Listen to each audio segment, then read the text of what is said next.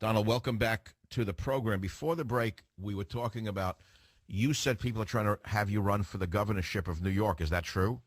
That's true. Many people, Republican leaders, are wanting me to run very badly. I'll have to get your advice, Michael, but they really want me to run.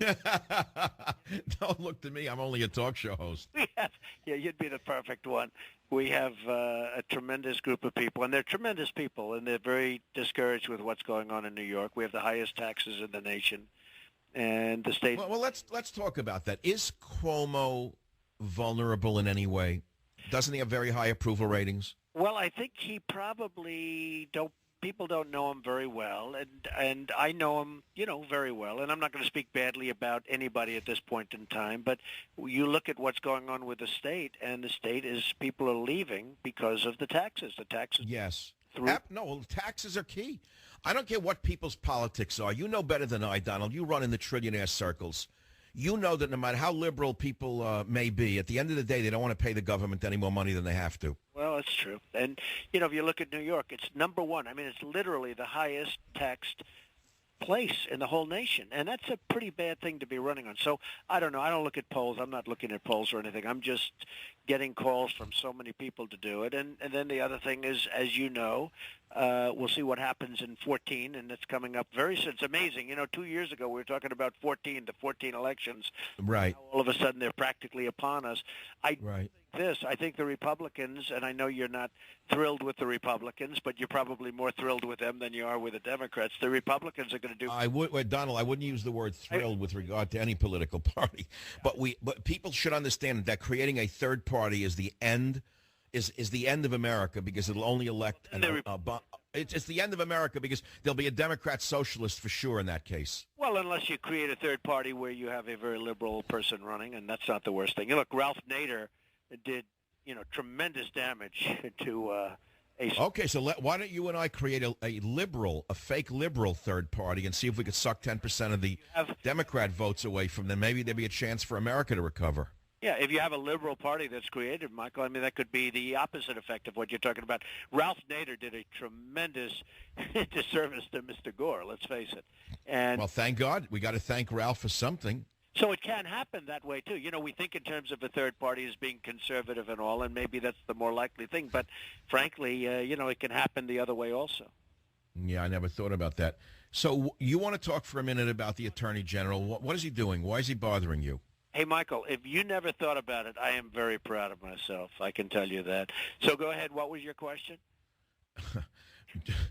Why is the Attorney General of New York giving you such a hard time? Well, he probably, I look at what he's doing. He's driving business out of New York. He's not a respected guy. He's a total lightweight.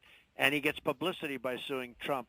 And he wanted to settle with me, and I didn't. Oh, he's one of those? You're shaking it down? To settle, 100% wanted to settle. And, a lot of people said it's easier to settle. You don't get any press. You don't get bad publicity. I couldn't care less.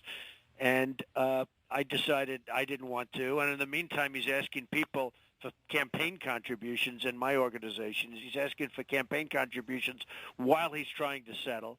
And I think it's disgraceful. And that's part of the problem that we have with New York. What's going on in New York is very bad. But Donald, it's like Tammany Hall all over again. Remember what you know better than I. You're a New Yorker. I'm not. I may have been born there. I've been gone. But Tammany Hall dominated New York politics until Fiorello LaGuardia, a Republican, by the way, populist, cleaned up the entire city. And I think New York today, and I don't want to go into an area maybe you're feeling uncomfortable with, the new mayor of New York is beyond belief in terms of his policies and what he'd like to put in place. Well, he's new. He's been there for a few days, and you have to remember that. It's only been a few days, so we're going to have to see. And, in a year from now, we'll have a discussion and we'll make a determination. But I can't believe he's going to kill the golden goose, and I'm sure that he's going to try and do a good job, and I'm sure that's his intention. I hope that it all works out, and we'll see what happens. But yeah, but his rhetoric is all about redistribution of wealth. It sounds like Fidel Castro is the new mayor. I know you don't want to comment because you have big business interests, and I respect that. And I say give the man a chance. I mean, you say one thing to get elected, and then you have to govern. That's a whole different story. Let's pray he comes to his senses. But with regard to New York State and America, Donald, many people would vote for you. You know that on a national platform. Mm-hmm. Well, I've certainly had that, and I've certainly seen it in the polls. And just to finish off on the other thing, the New York City is doing quite well. And again, I really don't think that he's going to do anything. I hope he's not going to do anything to hurt that because it's on a pretty good trajectory. And we'll see what happens. As far as the National is concerned, the polls all indicate, and the polls have come out, they've been so strong. Even last time when I decided not to run, I was leading in the polls. I thought Romney was going to do, frankly, I thought he was going to be a stronger candidate. He's such a nice man. I think he would have actually been a good president. He went out. I agree 100%. I had dinner with him 2 years before he ran. He never would come on the show after that. I will tell you this, Donald. He was misadvised by a group of jackals inside his campaign. They steered him away from conservatives like Michael Savage. They told him not to come here. Remember, I have a big audience. They would vote for somebody. They do vote for somebody. And he was told, don't come near Michael Savage. He's too conservative. What sense does that make when so many people in America think the way I do? Well, you know what? It's not only thinking the way you think. I mean, he can also state his opinions, and maybe people will agree with him or don't agree with him. But doing your show and other good shows, but your show is very popular, and you're very popular among a certain group, Michael. Let's be honest, right? You have. Yeah, well, hopefully the group is going to get bigger now that I'm on these monster Cumulus stations in drive time. Yes. I admit, I don't represent the mainstream of America, but Donald, every poll will show that the average American tends to poll center right, not center left. Any leftist is really not reflecting the majority of Americans, Donald. No poll will show that.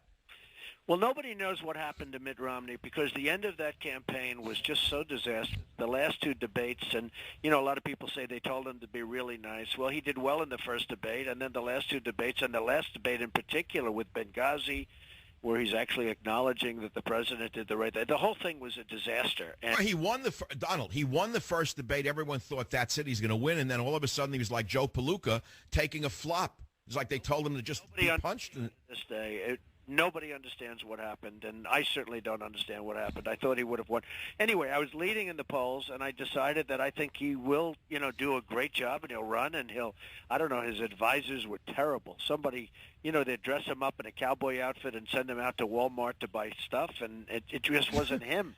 And people see that. People really see that, Michael. And yes, and Donald, I got to say this. I polled women. His wife, by the way, God bless her, she's a great lady, didn't do him any favors when she talked about him doing the laundry and making him look like Mr. Mom. It didn't serve him very well. America wants a man, and they want a tough man to run the country. They want a father figure. You'd be a great debater, and I think as a businessman, you'd really appeal to America today. I know you don't want to give up all your business interests to run for office, but frankly, I would encourage it.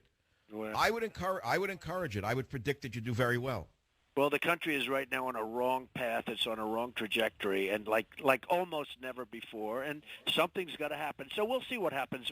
You have to get through 14. You have to get through November of 14, and then we'll see what happens. And right. I'm going to be polling. I'm going to be polling for that, and hopefully people will come to the conservative side after they see the debacle of the radical leftist side. Donald, thanks for your time. I really appreciate you being with us on the Savage Nation today. It's always a pleasure. Well, thank you. Put on your parka now for the global warming that's invading New York. Make sure you're wearing your muckamucks. We're gonna get dressed very warm, believe me. Have a good time, Michael. Thank you very much. Thanks for being here.